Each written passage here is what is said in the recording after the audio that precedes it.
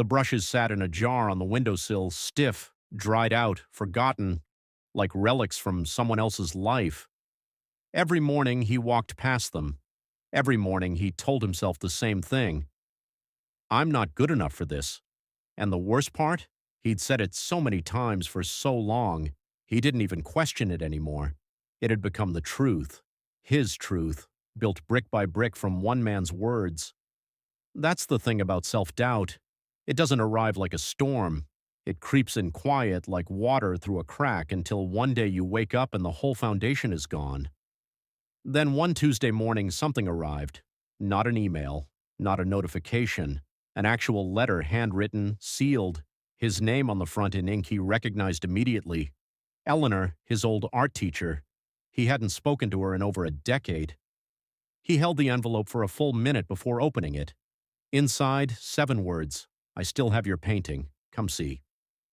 7 words. That's all it took to crack something open in him. He didn't know what it meant yet. But something in his chest, something he'd been keeping very, very still, shifted. Her studio smelled exactly how he remembered. Turpentine, old wood, color.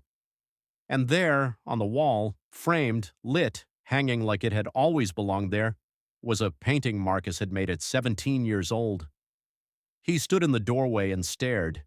He barely recognized it as his own work. Not because it was bad, because it was good, because the person who made it was someone who believed in themselves, someone he had completely lost touch with. Eleanor stood beside it, watching him with that same calm, knowing expression she always had. She didn't say anything at first. She didn't need to. He remembered the day he finished that painting. He'd been so proud. Proud in that pure, uncomplicated way you can only really feel before the world gets its hands on you. But then came Derek, his first boss at the design firm. Sharp suit, sharp tongue, and an ego that needed everyone smaller to feel tall. He looked at Marcus's work one afternoon and said without even blinking, "You paint like someone who's afraid of being seen." Marcus never picked up a brush again after that. One sentence, one man, one moment of cruelty dressed up as honesty. And Marcus had handed over the keys to his own confidence without even realizing it. Eleanor poured 2 cups of tea and sat across from him at her small wooden table. She looked at him the way she always did, like she could see straight through the performance to whatever was real underneath. Then she said something Marcus would never forget. Someone told you a lie, and you believed it so hard you built your whole life around it. The lie wasn't about your talent, Marcus. It was about your right to take up space. He didn't respond. He just sat with it, let it land. Because deep down, underneath all the years and the silence and the dried-up brushes, he already knew it was true. That night, Marcus stood in front of a blank canvas for 40 minutes. He didn't move. His hand shook.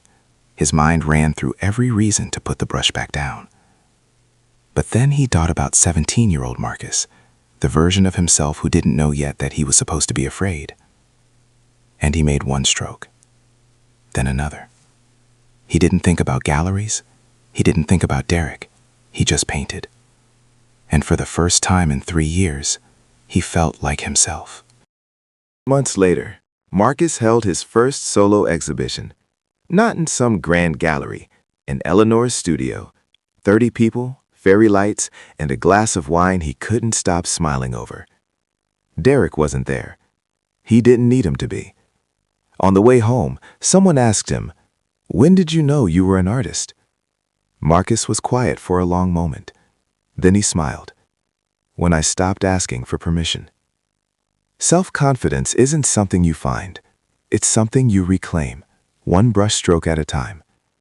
If someone's voice is living rent-free in your head, ask yourself, did they earn that space? Because the world doesn't need a quieter version of you. It needs the real one.